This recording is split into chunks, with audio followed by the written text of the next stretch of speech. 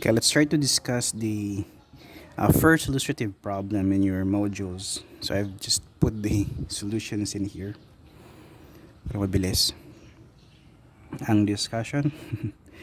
A channel having a rectangular section and base with 3 meters carries a flow of 5.7 cubic meters per second. Find the critical depth, the critical velocity, and the critical slope if Manning's coefficient n is equal to 0.011. So we have this illustration of the rectangular channel. So we are to solve for the critical depth here. Okay. Given the discharge, we're to solve for the critical depth. So solve for the critical depth, since we are dealing with rectangular sections, and we can use this particular formula to solve for the critical depth, although you can use the general formula to solve for the critical depth. critical depth So cube root of q squared all over g. So we need to solve for the discharge per unit width of the channel. That is, we divide the discharge by the width of the channel, which is 3 meters. So discharge here is 5.7 cubic meters per second divided by the width. So we have a q that is equivalent to 1.9 cubic meters per second per meter. We simply substitute that value in the formula to solve for the critical depth, that is 0.72 meters. That's the critical depth. And to solve for the critical velocity, v sub c, that's square root of g dc, since we have solved for the critical depth kanina, then we can simply substitute this value of dc dito sa formula ng critical velocity, and we can now solve for the critical velocity, that is equal to 2.66 meters per second. And to solve for the critical slope, we need to use the Manning's formula. So usually in this particular topics and the next chapter na rin, we are going to use yung Manning's formula na when we are going to solve for the discharge or anything related to open channels. No? So Q is equal to, in formula for Manning's, A over N R raised to 2/3 S raised to 1/2. So make sure that when you are solving for the critical slope, everything in the equation or the formula should be in terms of the critical depth or critical velocity. So A here should be in terms of critical depth. So dapat sinasolve yan using critical depth. And R here should be in terms also of the critical depth, so that the resulting value of the slope here is the critical slope. So first we need to solve for the critical area, that is equivalent to Q all over VC. So for the area to be critical, then it should be in terms of VC. Okay, so A sub C then, or the critical area, is equal to 5.7 cubic meters per second over, this is our V sub C, that's 2.66 meters per second. And the critical area is 2.14 square meters.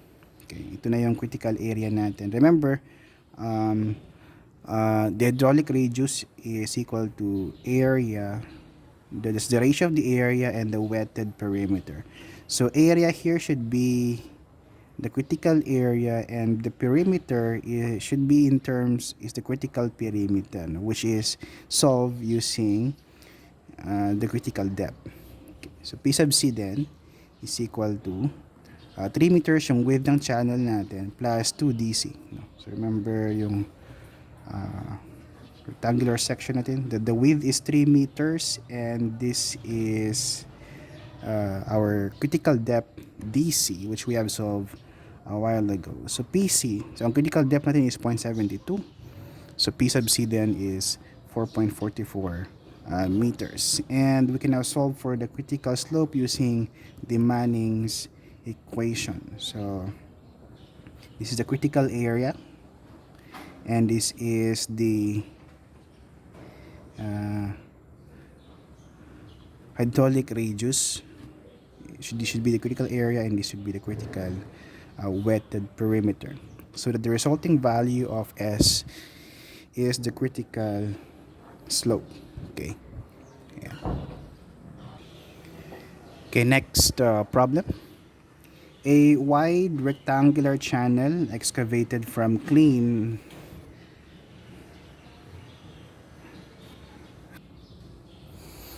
May missing item dito. Excavated from clean earth siguro ito. Uh, excavate. So sometimes yung open channels are just excavated, no? Wala siyang lining, concrete lining or masonry lining. So has a flow of 4.5 cubic meters per meter width. So basically this term is Q, no? Because the given discharge is per meter width. Determine this, the minimum specific energy. So the minimum specific energy occurs at critical stage. We have discussed it kanina. So at the critical depth or critical stage, nandun yung minimum specific energy. Determine the critical depth. So that's our solution. If you can still remember,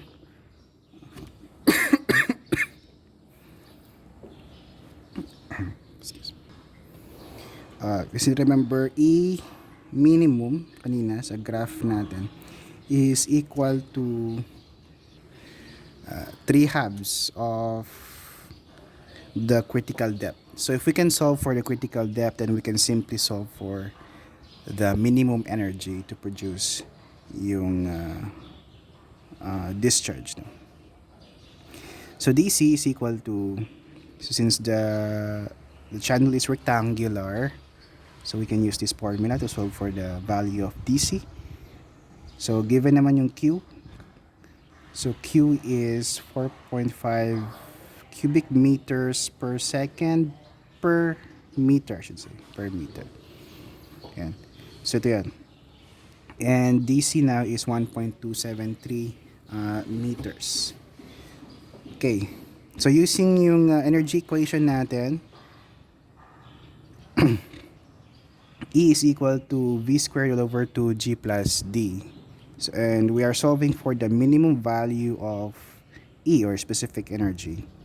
So to solve for the minimum value of E, then V here should be expressed in terms of critical, it should be critical velocity, and D here should be critical depth. Since going back to our graph, the minimum specific energy occurs at the critical stage.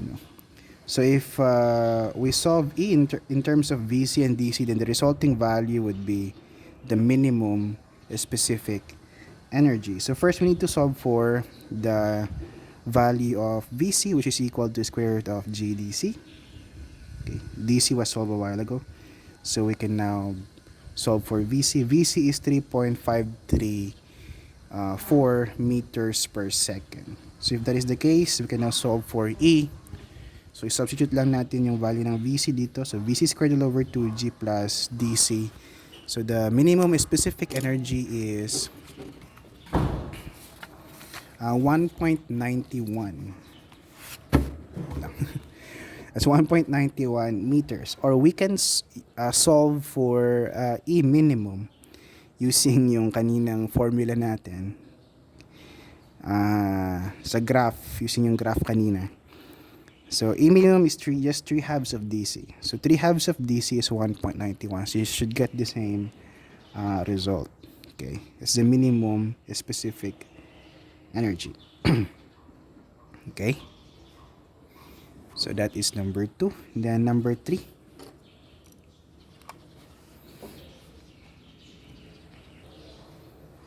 Number 3.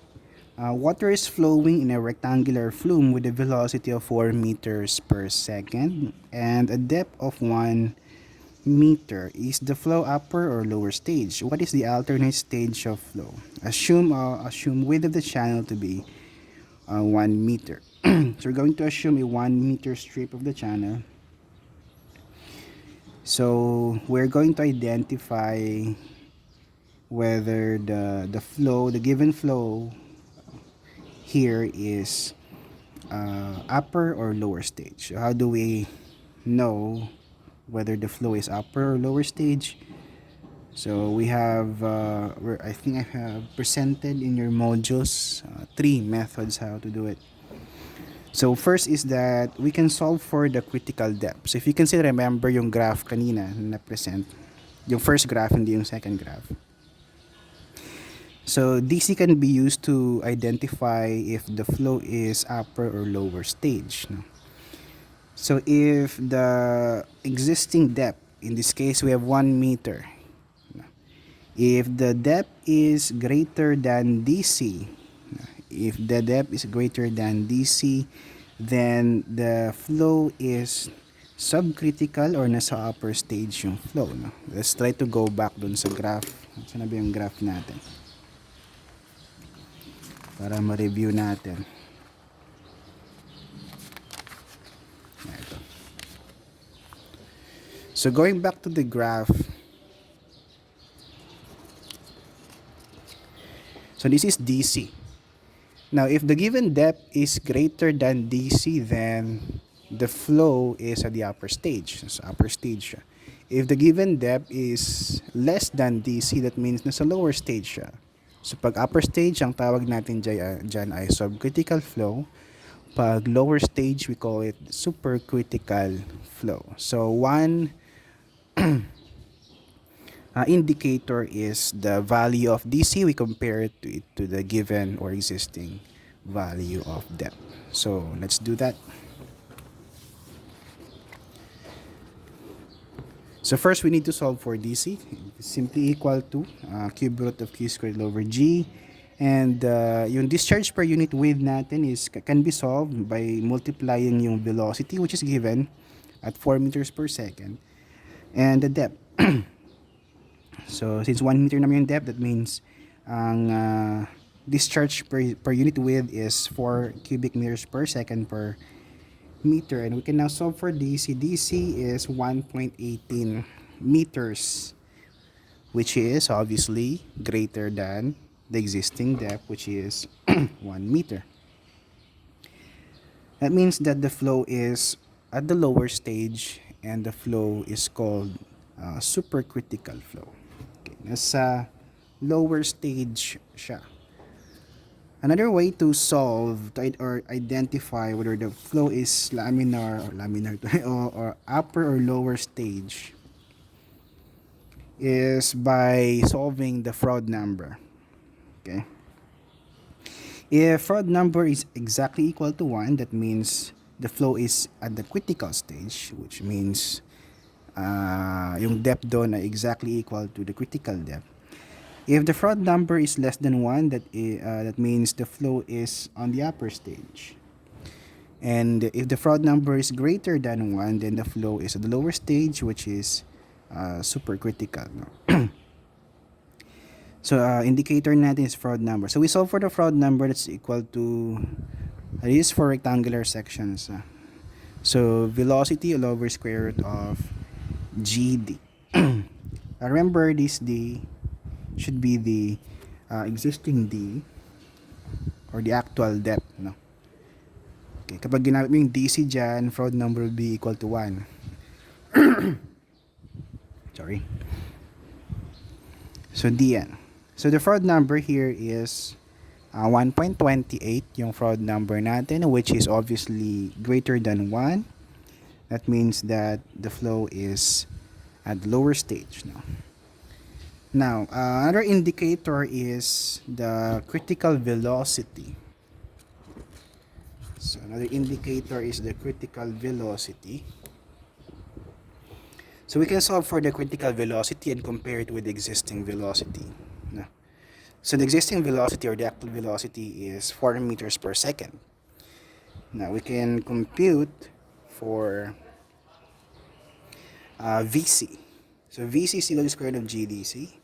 And we have a VC is equivalent to 3.402 meters per second. And that is less than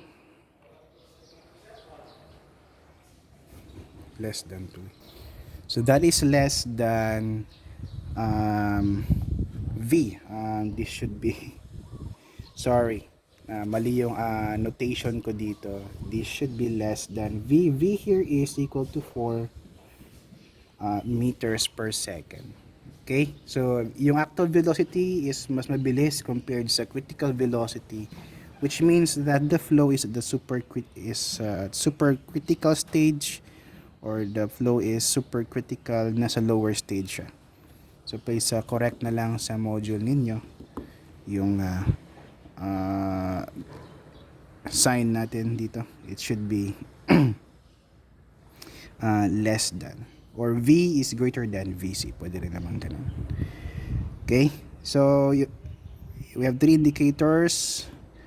Pwede rin naman, you can solve for the critical slope, although walang given na slope yata dun sa problem natin. So, any of these three indicators can be used to identify if the flow is at the upper or lower stage. Okay, isa lang ni-record ko. Sunod lang natin para isa lang naman, pwede na yung isa. If you are asked to identify whether the flow is upper or lower stage, then you can use one indicator or method sa pag-identify, no? So another required in the problem is to solve for the alternate depth. So alternate depth.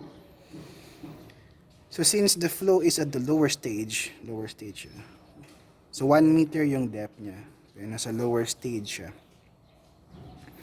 So the alternate depth should be at the upper stage. So we expect that the alternate stage should be greater than 1 meter.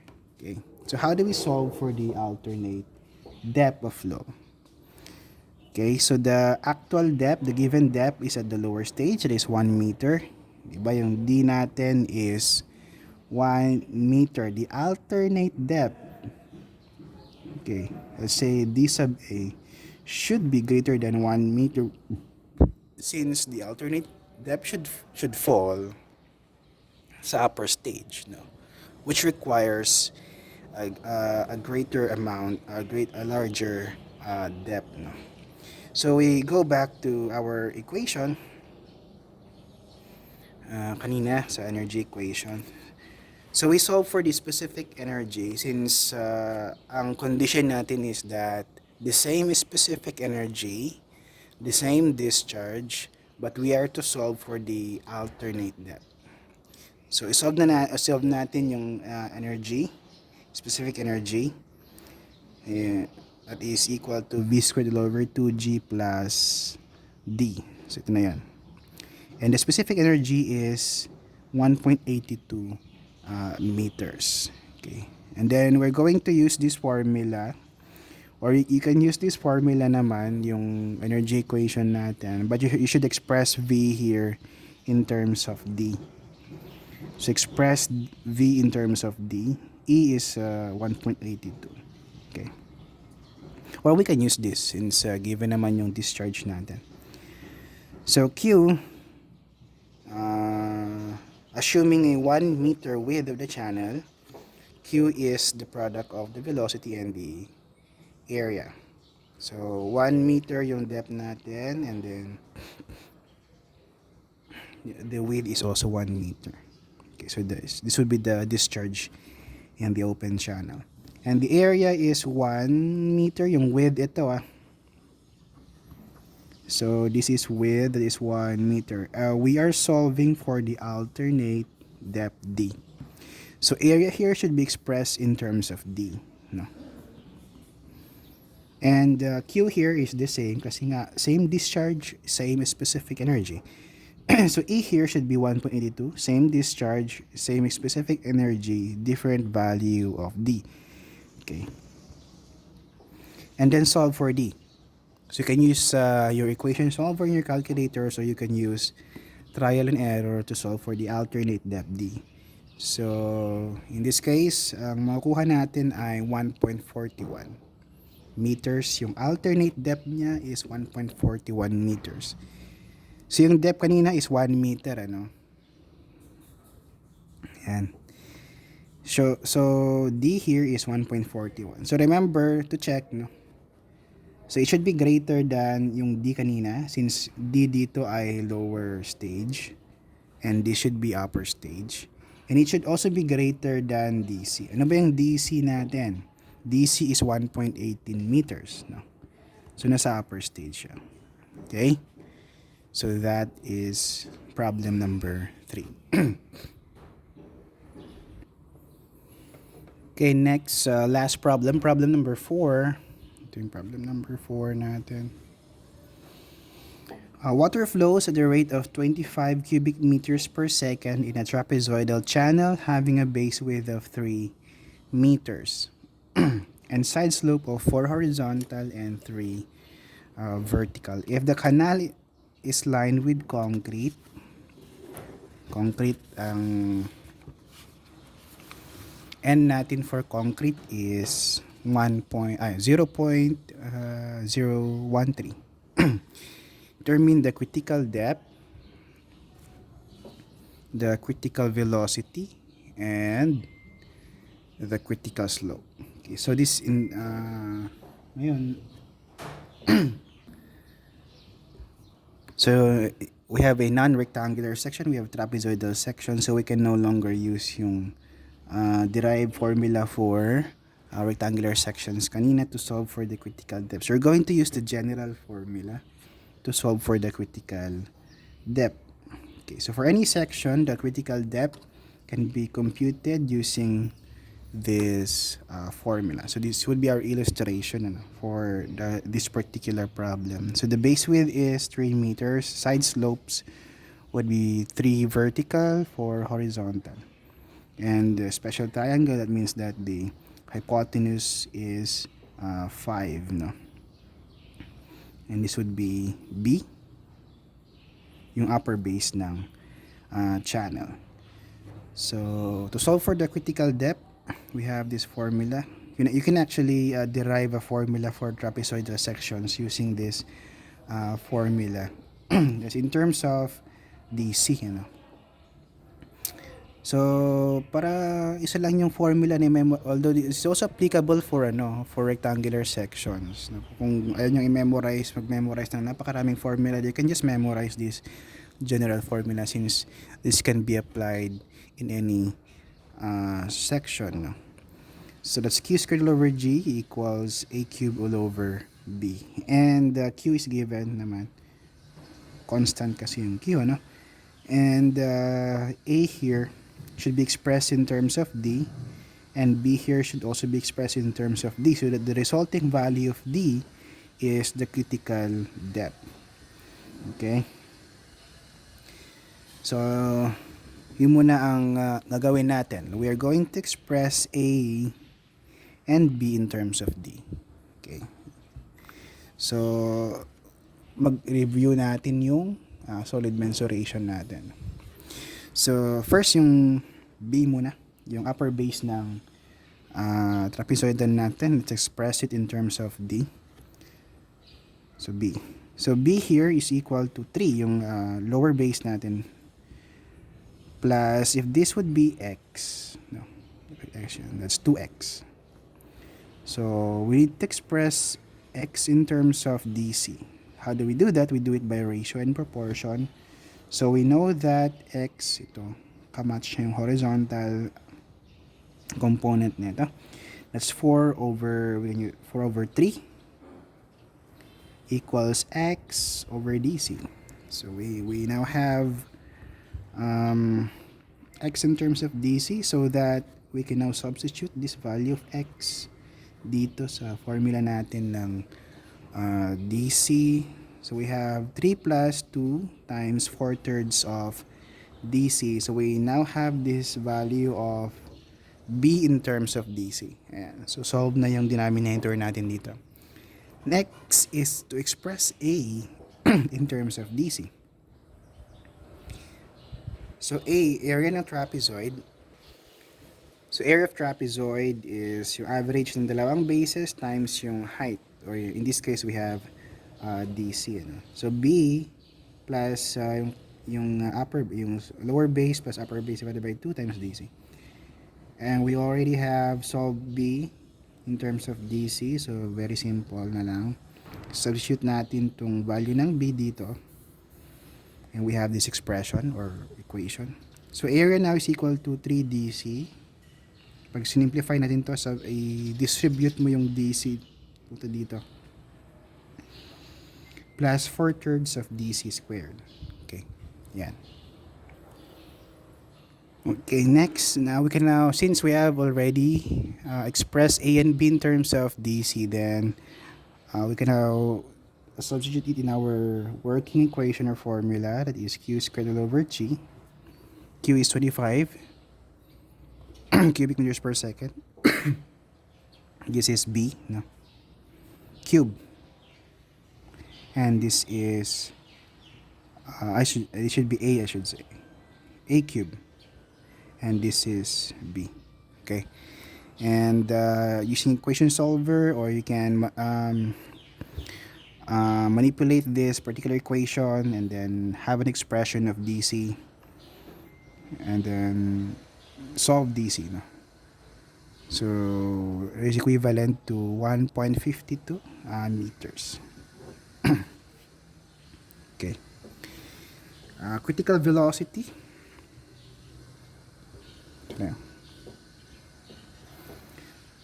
So solve for critical velocity, so VC. So we have already solved for AC kanina.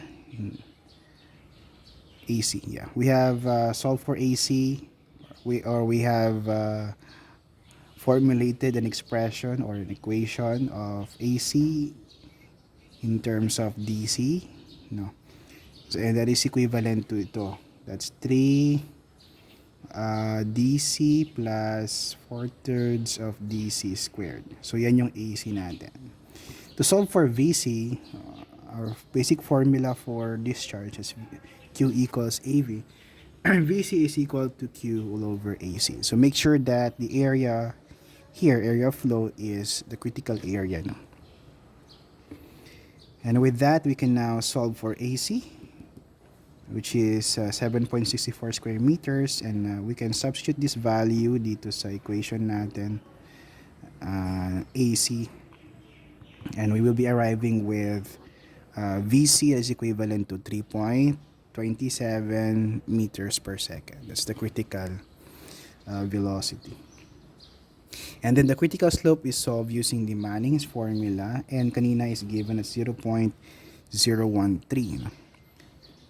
Okay, so we can solve for V. Since we have solved for VC a while ago, the hydraulic radius here should be expressed in terms of DC, ano? Or it should be the critical hydraulic radius. Okay. So first we need to, since the critical hydraulic radius should be is the ratio of the critical area and the critical wetted perimeter. Meron tayo nito, no? Ito, kanina. So, all we need to solve is the value of PC. PC is 3 plus 2y. Going back to our figure, dun sa...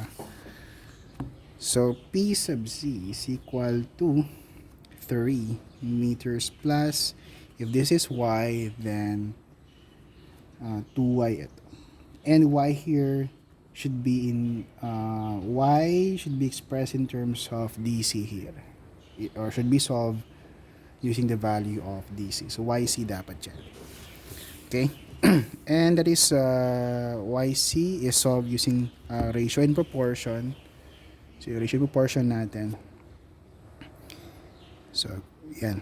Then y is equal to 2.53 meters. Solve for PC. And then substitute the value of PC dito sa pag-solve ng hydraulic radius. And we will be arriving with this particular value of critical slope, SC. Okay? So that's it. That's number 4.